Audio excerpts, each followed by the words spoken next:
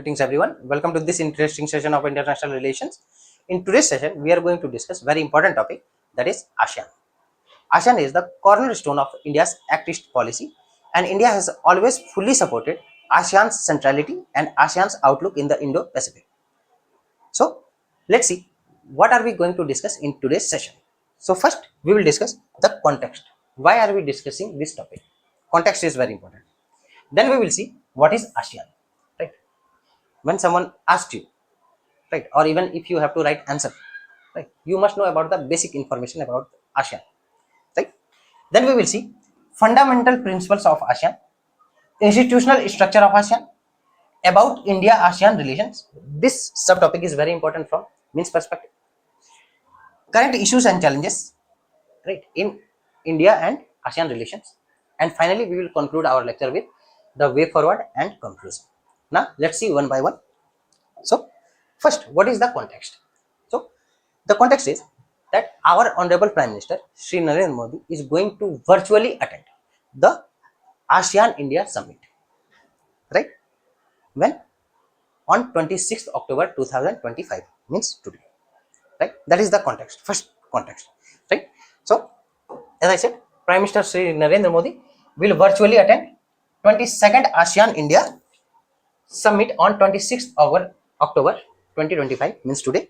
And here the means Prime Minister Modi and ASEAN leaders will jointly review the progress in ASEAN India relations and discuss initiatives for strengthening comprehensive strategic pursuit. That is the first context. Second context, our external affairs ministers, right, Dr. S. Jaishankar, will again represent Prime Minister Shri Narendra Modi at 20th East Asia Summit, where? In Kuala Lumpur, Malaysia. When? On 27th October 2025, means tomorrow, right? So this is the context. That's why we are discussing ASEAN, and East Asia Summit is again related with ASEAN. So let's see first about ASEAN. So what is ASEAN? See, ASEAN is nothing but a regional grouping. Regional grouping, it means that countries or members from a certain region are members of ASEAN, right? So it is a regional grouping, aims to promote economic and security cooperation among its members. First. Second, establishment. It was established on 8th August 1967. Year is very important. You can forget the date, but don't forget the year, right? First. Second, next important thing, it was established by ASEAN Declaration or Bangkok Declaration, right? The name of this declaration is very important. UPSC may ask the question in the prelims that Bangkok Declaration is related with which of the following? Four options may be given: ASEAN, SCO, Quad, or UN. Your answer should be ASEAN, right? Bangkok Declaration is related with ASEAN. Again, founding fathers of ASEAN means the founding members of ASEAN. The name of founding members is again very important. Though it has currently 10 members, but only 5 members were its founding members. And the name of founding members are Indonesia, Malaysia, Philippines, Singapore, Thailand. Right? What is the aim of ASEAN? One vision, one identity, one community. That is aim or motto. Right? Objective, as I said, promoting economic growth, regional stability, and cooperation among member states. Now, as I said, it has 10 members. Right? And here I would like to clear one small doubt, that in some websites, even right on Google, right, they have mentioned 11 members, but do not have confusion. I have verified it from the official website of ASEAN, and it mentions 10 members, right? So be sure about that it has 10 members. So 10 members are Brunei, Cambodia, Indonesia, Laos, Malaysia, Myanmar, Philippines, Singapore, Thailand, and Vietnam. These are the 10 members. Again, always remember the name of members and founding members. And listen, if the number of members, right, between 5, 10, 20, then remember. But if it is 50, 30, 60, then don't remember the name of members. Only remember whether India is member or not. But if it is between 10 to 20, then must remember the name of all members. Right? So currently the total population of ASEAN countries is 662 million people, and the data is little bit older. It was exactly in 2022. Right? So 3 years almost. It is going to be 3 years. Right? So little bit older, but you can write this data in your answer, but simply mention the year. And again, the trade between these member states, right, was 10.2 trillion US dollar in 2022. Right? Latest data are not available. Right? This was basic information about ASEAN. Now about East Asia. Here is the map. Right? If you recognize the map, it will be easier for you. Right? And again, remember the map, and you can draw the map even in your means answer. It will enrich your answer. Right? And again, in from prelims perspective, mapping is very important. Now about East Asia Summit. So what is East Asia Summit? As I said, it is related with ASEAN, right?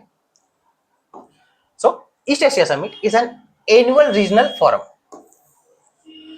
brings together leaders from across East Asia, Southeast Asia, South Asia, Oceania. So leaders from East Asia, Southeast Asia, South Asia, and Oceania participate in East Asia Summit. Again, you should remember this, very important, right? And initially comprising 16 countries. 16 countries means ASEAN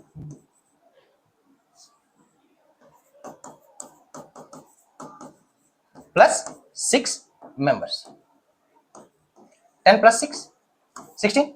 But after joining US and Russia, it has become 18 nations. Means ASEAN plus 8 members, including India. Obviously, when our external affairs minister is going to attend, obviously India is part of it, right? But India is not member of ASEAN. Do remember that, right? Again, since its inception, ASEAN has remained at the core, providing leadership and direction to the forum. To the forum means East Asia Summit. And as I said, it is related with ASEAN. East Asia Summit convenes immediately after ASEAN leaders meeting. So once ASEAN leaders meeting is over, this is convened. Right? Means East Asia Summit takes place after ASEAN leaders meeting and serves as a vital platform for shaping the strategic and economic architecture of Asia Pacific region. And one more thing you should remember, that the first East Asia Summit, right? First East Asia Summit was held in Kuala Lumpur, Malaysia, which year? 2005. Right? Date is not important. You can remember the date, but year is very important. On 14th December 2005, the first East Asia Summit was held. Right? Now, so fundamental principles of ASEAN. This is very important. Again, you can use these points in your answers. Right? And all these things that we are discussing, you can use these points in your answers directly, without if and but. Right? So, fundamental principles of ASEAN. First, mutual respect for independence, sovereignty, equality, territorial integrity, and national identity of all nations. Right? Whether the nation is big or small, rich or poor. Right? Their independence, sovereignty, equality. I hope the you know the meaning of what is the meaning of sovereignty. Right? Equality, territorial integrity, and national identity. Right? Mutual respect. Right? Apart from that, the right of every state to lead its national existence. Obviously, each and every when see it is related with sovereignty and independence. When a state, a country is sovereign, independent, right, it has a right to lead its national existence free from external interference. When you are sovereign, for example, India is a sovereign country. It means what? It is free from any kind of external interference, right? Subversion or coercion, right? Subversion, coercion. No one can force you, right, to sign a treaty, to accept any agreement, right? Non-interference in the internal affairs of one another. Again, it is related with sovereignty and independence. When any country, state is sovereign, independent, it is free to, or there is policy of non-interference in its internal affairs. No country can or no state can interfere in the internal affairs of any other state. Right? Settlement of differences or disputes in peaceful manner. Yes, obviously on the table. Peaceful manner means what? Not in the battlefield, but on the table. Renunciation of threat or use of force. And lastly, effective cooperation among themselves. So this is all about the fundamental principles of ASEAN. Now let's see next the institutional structure. What is the institutional structure of ASEAN? So first, ASEAN functions through few key institutions, and the name of key institutions are very important. Right. First, you should know about the secretariat. Where is the secretariat? Right. And the secretariat of ASEAN is where? Jakarta, Indonesia. Right. ASEAN secretariat located in Jakarta, Indonesia. That is very important. Again, this question may be asked in your prelims. Right. Multiple options may be given. Right. ASEAN summit. Right. It is highest decision making body held twice a year. Twice a year means ASEAN summit is held twice every year. Right. Secretariat, already I have told. ASEAN Coordinating Council. It oversees political, economical, and socio-cultural issues.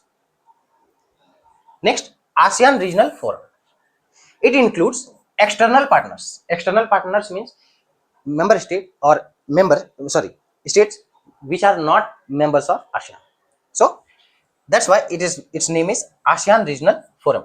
It includes external partners like India, USA, China, Japan, etc. Why? For dialogue on security related issues. Right. So these are the four key institutions of ASEAN. ASEAN Summit, right, held twice a year. ASEAN Secretariat, held in located in Jakarta, Indonesia. ASEAN Coordinating Council and ASEAN Regional Forum. Regional Forum, it includes non-member states, external partners, India, USA, China, Japan, right? Apart from that, there are other formats of ASEAN. For example, as I said, in East Asia Summit, 80 member means ASEAN plus 8 other states participate. Right. So it is called ASEAN plus 8, ASEAN plus 3, right? ASEAN plus 6. These are the other versions of ASEAN. Right. You can say. So there are also ASEAN plus formats. You can say format. Right. So ASEAN plus 3. ASEAN plus 3, it includes means all the 10 members of ASEAN plus China, Japan, South Korea. That is ASEAN plus 3. Again, the name of these countries are very important, right? Especially from prelims perspective. So ASEAN plus 3 includes China, Japan, South Korea. ASEAN plus 6. So ASEAN plus 6 means what? Not 6 other countries, but these 3 countries plus next 3 countries means India, Australia, and New Zealand. So you can see 3 plus 3, 6. So ASEAN plus 6. So ASEAN plus 6 includes China, Japan, South Korea, Indonesia, India, Australia, and New Zealand. Right? And lastly, East Asia Summit, as I said, currently 18 countries. Right? ASEAN plus 8 other states. Right? And obviously here India plays a major role. Now, India ASEAN relations. That is very important. Right? So let's see. First, India's relationship with ASEAN has evolved significantly over the past 3 decades. ASEAN established which year? 1967, right? But we have built our relation with ASEAN for past 3 decades. Past 3 decades means since 1992. Which year? 1992. And currently it is 2025. 33 years. So more than 3 decades. So the turning point came in 1992. As I said, the relation between India and ASEAN started which year? 1992. And what happened in 1992? See, in 1992, India became, right, what? A sectoral dialogue partner. What is the meaning of sectoral dialogue partner? Right? We will see. Don't worry. So in 1992, sectoral dialogue partner. Then in 1996, full dialogue partner. In 2002, India joined ASEAN Regional Forum and the partnership was elevated to summit level. This is called summit level partnership. So first in 1992, sectoral dialogue partner. In 1996, full dialogue partner. In 2002, summit level partner. And lastly in 2012, right? In 2012, strategic partnership. Right? So now we will see what is the meaning of sectoral dialogue partner, what is the meaning of full dialogue partner, what is the meaning of summit level partner, and what is the meaning of strategic partnership. So first we will talk about sectoral dialogue partner, right? And this is how India-ASEAN relation started. So see, when we talk about sectoral dialogue partner, it means that limited and lowest level of formal agreement between ASEAN and India, right? Lowest and limited level of formal dialogue partner, formal engagement with ASEAN, right? And here only specific sectors, for example, trade, investment, tourism, and science tech, right? Science technology can be discussed. Apart from that, as I said, limited and lowest level of formal engagement. So here only limited institutional interaction and participation is allowed, right? That is the lowest level of or lowest or limited level of partnership, right? Then comes full dialogue partner, right? In 1996,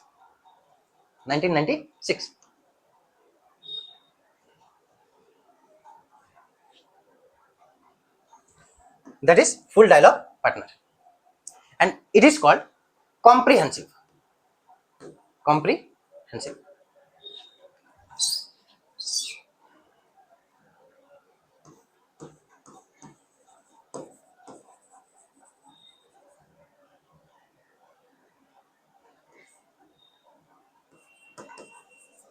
So comprehensive means now the partnership was elevated in 1996 when India became full dialogue partner of ASEAN, right? And it is broader and deeper level of engagement. Broader and deeper level of engagement, it simply means here you can discuss, means all major areas, for example, whether it is political, economic, socio-cultural or security related issues can be discussed. Apart from that, it also means full dialogue partner also means it allows ministerial level dialogue, right, between ministers, right, and other ASEAN led mechanisms.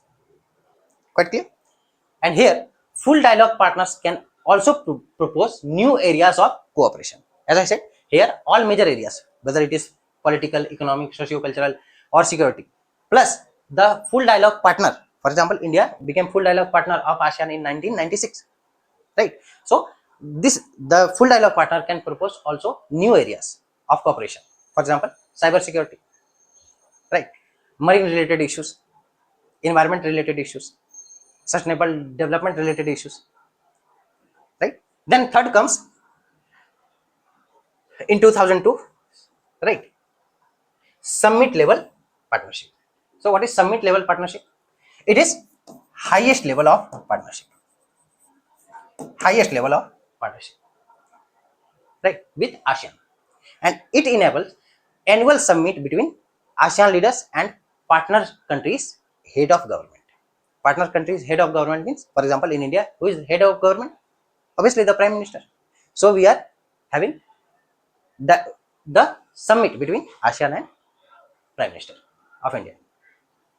Right? That is the simple meaning of summit level partner. Right? So you can see how relations between ASEAN and India evolved.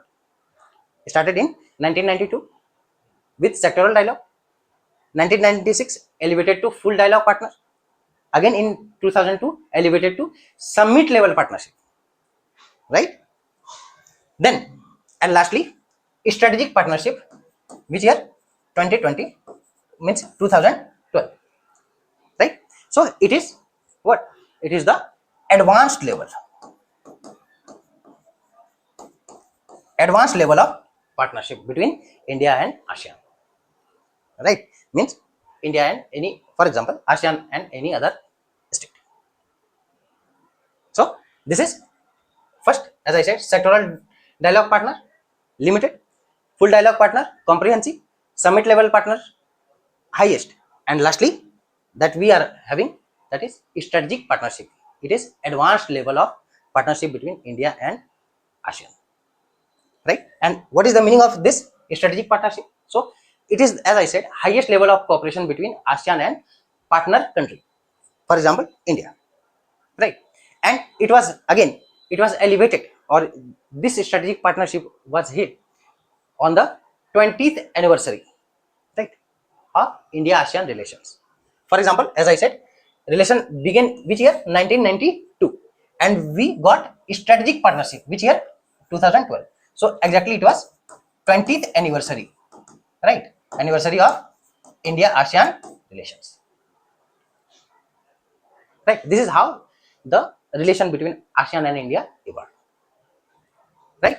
So here, what happens that when we are a strategic partner of ASEAN, so it goes beyond economic and cultural engagement to include politics, right, security and strategic dimensions, reflecting mutual trust and long-term commitments. Apart from that, India means ASEAN recognized India as a key stakeholder in the peace, stability, and development of Asia Pacific region. And lastly, key domains after being strategic partner, key domains are politics and security, economics and trade, connectivity, socio-cultural issues, and sustainable development. These are the key domains or key areas after becoming strategic partner. Right? So you can see this is how the relation between India and ASEAN evolved. Apart from that, the guiding framework today is India's Act East policy. Right? Earlier it was known as Look East policy. Right? So today India's Act East policy, as I said, ASEAN is the cornerstone of India's Act East policy. Right? Which emphasizes, means the India's Act East policy emphasizes what? Strengthening economic, cultural, and strategic ties with ASEAN countries, enhancing physical connectivity through projects like India, Myanmar, Thailand trilateral highways, right? Promoting maritime cooperation in the Indo-Pacific region and balancing China's growing influence in the region. In the region means Indo-Pacific region. So to counter China, to balance China, ASEAN countries are very important from India's strategic point of view. Right? This is how you should understand it. This is how you should study. This is how you should write your answers. Now, next. So, India ASEAN relations, pillars of cooperation. Which are the key areas? And again, I am repeating that you can directly write these points in your answers without if and but. Right? So, key pillars, key domains, key areas. So, institutional mechanism.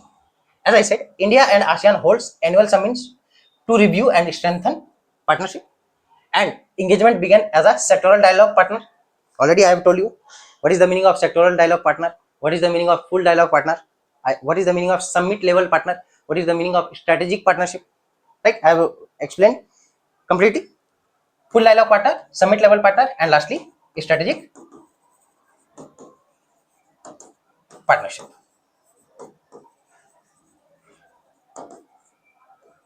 Which year?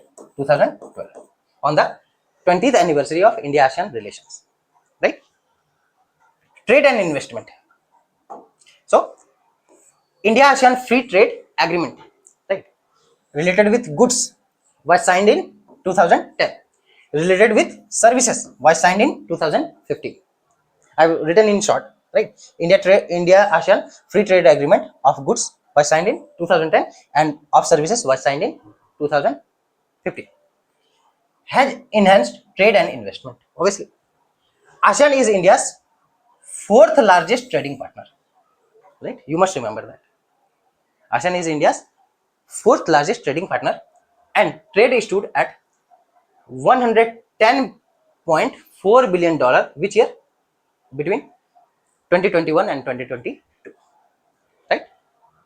ASEAN India Business Council, right, established in 2005 to promote business linkages. Apart from that, connectivity. What is about connectivity? How we will connect or how we connect with ASEAN countries. Right? So here, focusing on improving physical and digital connectivity through India, Myanmar, Thailand trilateral highways, right? That is land route, right? From India, then Myanmar, then Thailand, right? And from Thailand to the rest of the ASEAN countries.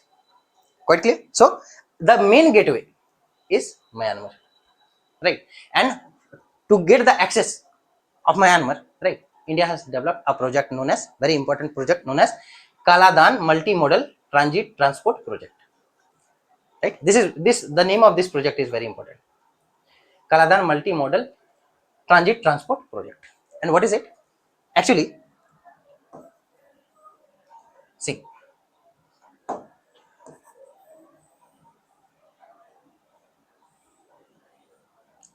this is Bay of Bengal, right?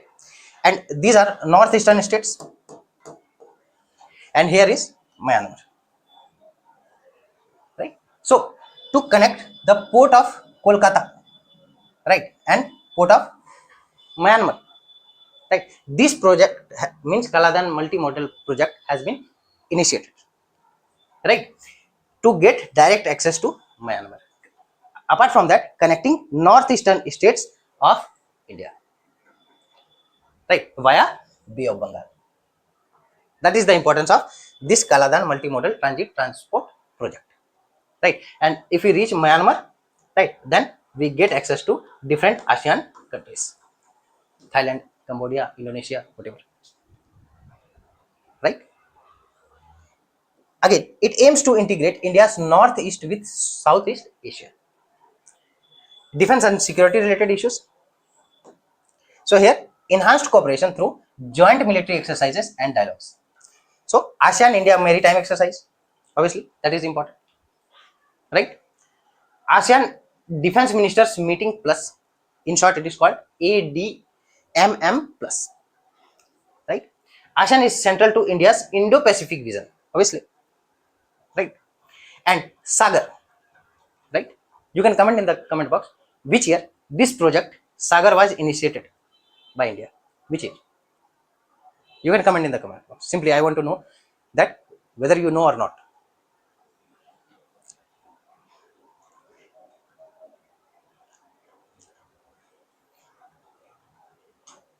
Next, socio-cultural cooperation between ASEAN and India. So, socio-cultural cooperation here, student exchange programs, obviously, training for ASEAN diplomats, right? Just we train our civil servants or diplomats. We also train diplomats of other countries. For example, Bhutan, right? Just an example. In the same manner, we also train diplomats of ASEAN, right? Exchange of parliamentarians, right? Let their parliamentarians visit India, and again let our parliamentarians visit ASEAN countries. Exchange of information, exchange of experience. ASEAN India network of think tanks, right? ASEAN India eminent person lecture series. Obviously, send their lecturers here. Send our lecturers there. Simple. Education and research. Again, ASEAN India Center established in where? New Delhi. Right? Why? To promote policy research and studies. Delhi Dialogue. Which year? Since 2009. Right? It is nothing but annual track 1.5 forum for discussion of political, security, economics, and socio-cultural issues. Right? And funding and development cooperation. So here, India provides financial supports through ASEAN India Cooperation Fund, ASEAN India Science and Technology Development Fund, ASEAN India Green Fund. This is related with environment. This is related with science technology. Cooperation generally related with trade. Right? So this was all about the pillars of cooperation between India and ASEAN. Now we will see issues, challenges between India and ASEAN. So issues and challenges in India and ASEAN relations. So first, China factor. As I said, to counter China, to check China, right? ASEAN is very important from India's strategic point of view, right? So here, ASEAN countries are divided over how to deal with China's assertiveness in the South China Sea, right? And obviously, you will be knowing the dominance of China in South China Sea, and ASEAN countries, ASEAN members are thinking about that how to deal with China, how to counter China, how to check the expansionist policy of China, right? While countries like Vietnam and Philippines oppose Chinese expansion, like others like Cambodia and more pro-China are more pro-China. Obviously, China has expansionist policy, right? It is supporting financially, especially financially weaker countries who are struggling with economic crisis, right? So some countries are pro-China and some countries are against China or anti-China. Right? This weakens ASEAN's collective stand and limits its strategic role. That is the challenge. Though, for example, country like Philippines, Vietnam, they oppose China. Cambodia, supporter of China, pro-China, right? And this is how the strategic importance of ASEAN decreases. Myanmar crisis, obviously, post 2021 coup, military coup, you must be knowing, right? And what happened? That, for example, project like Kaladan project has been extended several times, right? And as I explained earlier, that Myanmar is gateway to ASEAN countries, right? And again connecting northeastern states of India with other, especially eastern part of India. So this military takeover in Myanmar has put ASEAN in a dilemma. Which kind of dilemma? Balancing its non-interference policy with the democratic principles. Obviously, for example, when there is military coup, and one of the fundamental principle of ASEAN is what? Non-interference. In spite of that, there is military coup, right? There is democratic crisis, right? No other countries or hardly any country can intervene.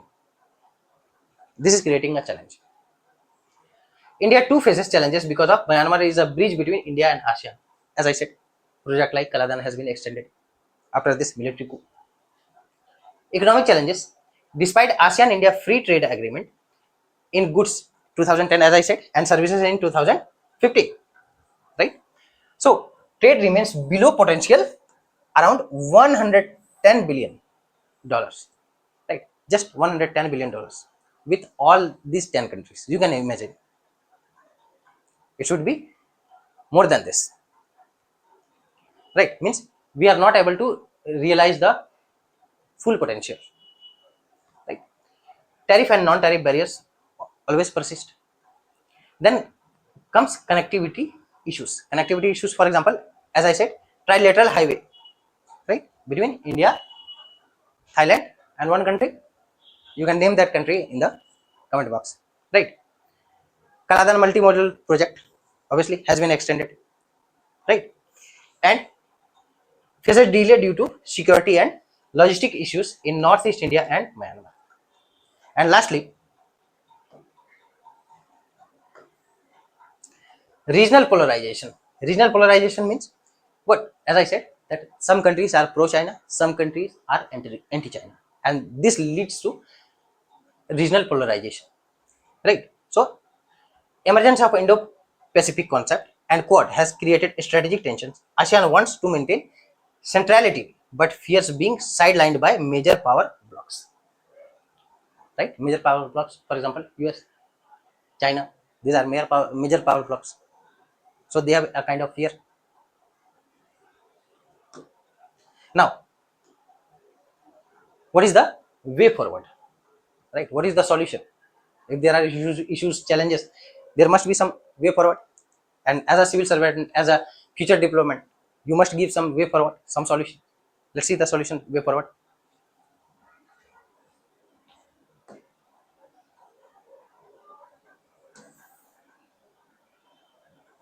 So first, speed of connectivity projects. Connectivity projects, for example, trilateral highway projects, Kaladan projects. It should be speed, right? They should be completed as soon as possible, right? Apart from that, it can also explore digital connectivity and fintech linkages. Digital connectivity, for example, as I said, the context is that our Prime Minister is going to attend the summit virtually. So what is it? It is nothing but digital connectivity, right? Virtual connectivity. Strengthen maritime cooperation. Obviously, maritime cooperation, if we are not or we can't approach by land, then we can approach by maritime route, right? So through joint patrols, capacity building, collaboration under IPOI and ASEAN outlook on India Pacific, right? That this can be done. Then deepen trade and investment. Obviously, as I said, that the trade between ASEAN and India is just 110 billion dollars, right? It should be increased. The potential should be realized fully. So revisit the free trade agreements. AIFTA means ASEAN India Free Trade Agreement to address India's concern over trade deficits and non-tariff barriers. Encourage private sector participation. Obviously, big corporate house, right? They can also participate, right, in other ASEAN countries to develop their projects, right? Engage ASEAN centrality, right? You have to means, as I said, India accepts the centrality and outlook of ASEAN. So here you will have to engage the ASEAN's centrality. So here India should work with ASEAN-led platforms. For example, these are the ASEAN-led platforms I have already discussed. This preserves ASEAN's trust and avoids the perception of containment of China. So when India works with ASEAN-led forums, ASEAN-led platforms, it will increase the confidence of ASEAN. Then cooperate on emerging areas. Emerging areas, for example, climate related issues, right? Digital economy, health security, supply chain resilience, sustainable development. All these are emerging issues. Digital economy, right? Cyber related issues. These are emerging issues, right? People to people and educational links. Obviously, scholarship, tourism, Buddhist circuit. Obviously, most of the ASEAN countries are Buddhist in nature, right? So here Buddhist circuit connectivity may play an important role. Exchange of scholars, right? As I said, study related programs, whether it is in India or ASEAN countries, right? When country students from ASEAN countries can come India, obviously Indian students can also go to the ASEAN countries for higher studies, for further studies.